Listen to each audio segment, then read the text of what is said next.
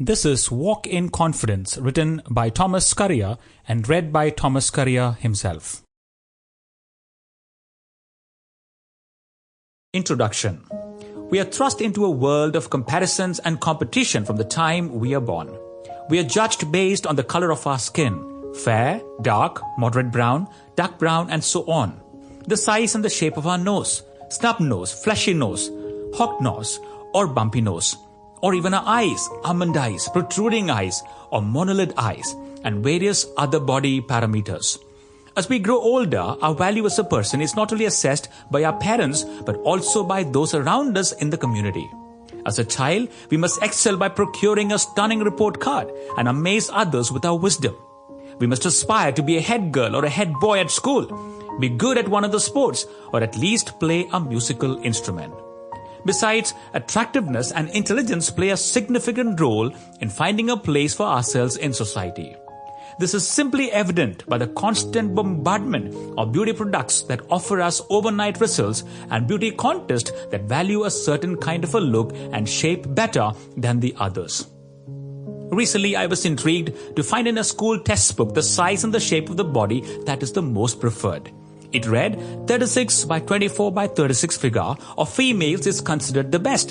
The V-shaped body in the case of males is regarded as the best. When a child is taught such things at the formative stages of life, they tend to believe that all those who fall below or above the specified parameter do not fit in the normal society. Besides, our competitive world allows only a few to be superhuman beings with extraordinary capabilities procuring exceptional jobs, leaving the rest feeling useless and hopeless. All this is because of an unjust system of evaluating our human worth. The lack of self-esteem is not just a local problem, but a universal problem affecting the rich, the poor, the mighty, and the weak across people groups and languages. It impacts the old and the young and also the person with faith and without faith. For instance, I have come across people in my pastoral ministry who are well-meaning Bible-believing Christians but deep in their hearts feel as if they are nothing or totally worthless. This sense of worthlessness often hampers them from achieving their full potential. However, the suggestion of building healthy self-esteem must be guarded against the common idea of self-worship or self-praise, which is so prevalent in our society. Healthy self-esteem is getting a proper understanding of who we are as a person as against what society and our culture impose upon us. Therefore, chapter 1 is a story of a person judged based on our looks instead of our character. A story that will remind us of the cruel world of unfair comparisons and unrealistic expectations. Chapter 3 discusses the importance of self-esteem. Chapter 4 lists the various sources of low self-esteem. Now this will help the reader to reflect on their own life and identify the root cause of low self-esteem.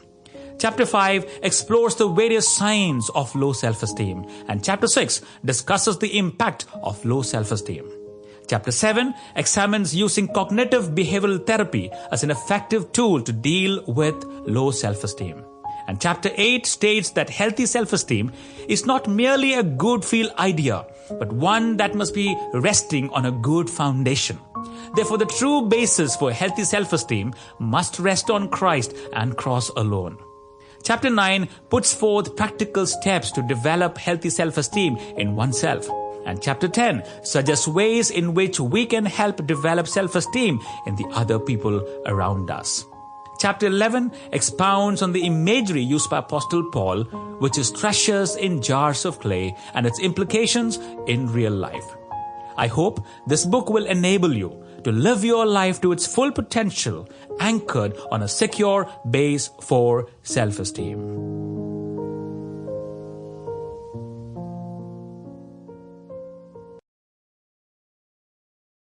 The biggest disease today is not leprosy or tuberculosis, but rather the feeling of being unwanted. By Mother Teresa.